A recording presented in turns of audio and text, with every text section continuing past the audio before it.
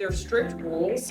This is true in the executive branch of government. This is true in the legislative branch of government. There's a firewall between what's called official activity, so what's happening in a congressional office, and what's happening in a campaign office. And the premise of that is you want to make sure that government resources are not being used to fund campaign activity.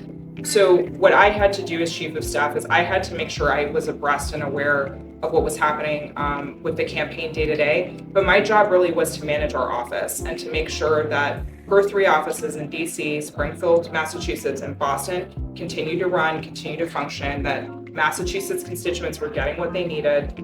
So what I wanted to make sure happened, and what I did make sure happened, was I tried to make sure that our staff were supported in what they were doing day to day. And I think to some extent we had to kind of tune out all the pundits and everything that was happening on the campaign side and focus on what our jobs were.